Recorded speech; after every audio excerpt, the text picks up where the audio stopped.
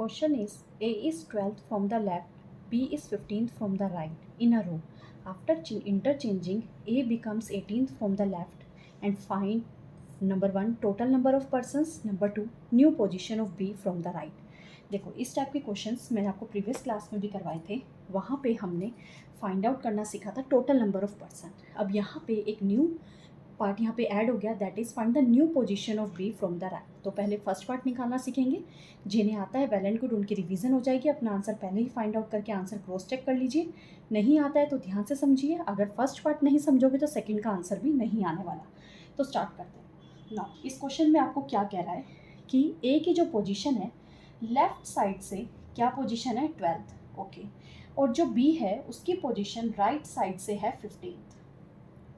Clear. आगे कह रहा है आफ्टर इंटरचेंजिंग, जब वो पोजीशंस को इंटरचेंज कर लेते हैं तो ए बी के प्लेस पे जा रहा है और बी ए के प्लेस पे आ जाता है, तो उनका जो रैंक है, जो पोजीशन है ए की हो जाती है 18 फ्रॉम द लेफ्ट. कहने का मतलब है अगर मैं यहाँ से पोजीशन चेंज कर दूँ, ए को यहाँ बिठा दूँ और बी को इधर बिठा दिया जाता है, तो यहाँ पे जो पोजीशंस है, अब बी तो यहाँ पे 12th ही रहेगा और ये 15th ही रहेगा. बट क्वेश्चन में कह रहा है जो ए की पोजीशन है जब वो यहाँ पे पहुँचता है, न्यू पोजीशन ए की क्या हो जाती है 18th हो जाती है फ्रॉम द लेफ्ट. मीन्स ए की लेफ्ट हैंड साइड से तो 18 है, बट इंटरचेंजिंग करके राइट हैंड साइड से क्या आ रही है, यहाँ से आपके पास 15 आ रही है. ओके.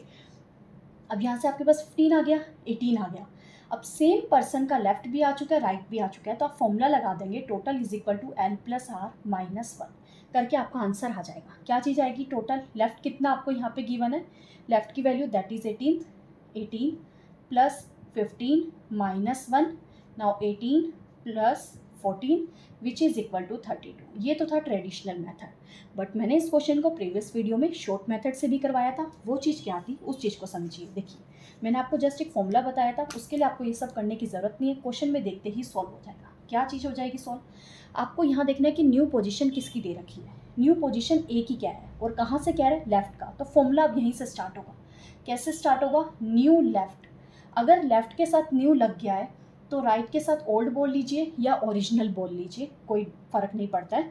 ठीक है. अगर यहाँ न्यू है तो यहाँ ओल्ड ही बोल लीजिए. क्वेश्चन फॉर्मूला जल्दी आपको याद हो जाएगा. तो न्यू लेफ्ट है तो ओल्ड क्या हो जाएगा, राइट पोजीशन माइनस 1. वैसे ही L plus R minus 1, but change क्या आ जाएगा, अगर न्यू लेफ्ट है तो ओल्ड राइट लेना पड़ेगा. ठीक है. अब न्यू लेफ्ट क्या था, 18 था. अब ओल्ड राइट लेना पड़ेगा, तो राइट किसका आएगा, अपोजिट पर्सन का. तो अपोजिट पर्सन का राइट क्या था, दैट इज 15 माइनस 1. देखो सेम बन गया, 18 plus 15 minus 1 which is equal to 32.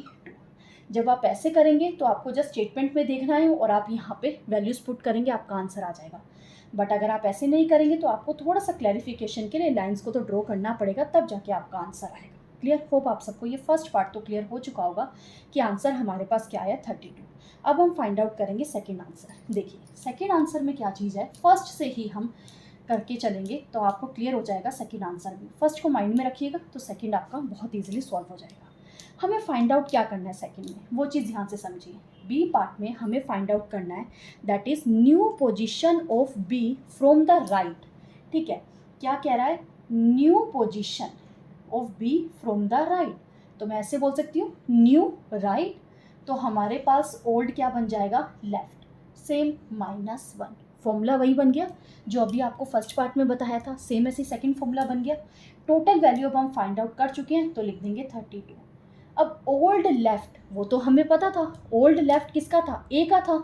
जब यहाँ पे न्यू राइट हम बी का निकाल रहे हैं तो ओल्ड लेफ्ट हमें किसका लेना पड़ेगा, अनदर पर्सन यानी कि ए का. तो ओल्ड लेफ्ट क्या है 12. और यहाँ क्या लिखना है, न्यू राइट हमें किसका फाइंड आउट करना है, बी का. ये हमने ए का लिया है तो यहाँ से बी का ही फाइंड आउट होगा. माइनस 1. 12 माइनस 1 11. 11 इधर आ जाएगा, सब्ट्रैक्ट कर देंगे 32 में से, is equal to new right position आ जाएगी ऑफ बी की. सब्ट्रैक्ट करवाएंगे तो आपके पास वैल्यू आ गई 21 is equal to new right. तो आप बोल सकते हैं यहाँ से new position of B from the right is 21. क्या आंसर आ जाएगा, new position of B. B की पोजीशन आई है आपके पास ये from right is 21 and which is your answer. Hope आप सबको ये क्वेश्चन क्लियर हो गया होगा। फर्स्ट पार्ट का आंसर हमारे पास आया 32 एंड सेकंड पार्ट का आंसर आया 21। आप इसको किसी और मेथड से भी करते होंगे, नो प्रॉब्लम, नो इशू, आप उससे भी सॉल्व कर सकते हैं। मैंने यहाँ पे ये मेथड इसीलिए अप्लाई करवाया क्योंकि हमने फर्स्ट में भी यही करा है। जो चीज़ हम फर्स्ट में कर रहे हैं सेकंड में करेंगे तो हमें कोई प्रॉब्लम नहीं होगी और क्वेश्चन बहुत ही जल्दी सॉल्व हो जाएगा।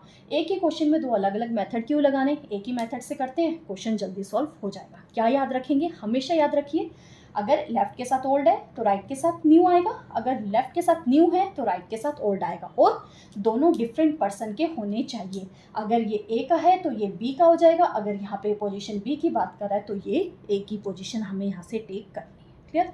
होप आप सबको क्वेश्चन क्लियर हो गया होगा। अगर क्वेश्चन समझ आए तो प्लीज़ लाइक बटन ज़रूर प्रेस कीजिएगा और चैनल पे फर्स्ट टाइम आए तो चैनल को सब्सक्राइब करना मत भूलिएगा। बहुत ही इंपॉर्टेंट क्वेश्चन था ये, तो इस क्वेश्चन को मिस बिल्कुल मत कीजिएगा। तो मिलते हैं नेक्स्ट वीडियो में ऐसे ही किसी एक इंपॉर्टेंट क्वेश्चन के साथ। Thank you.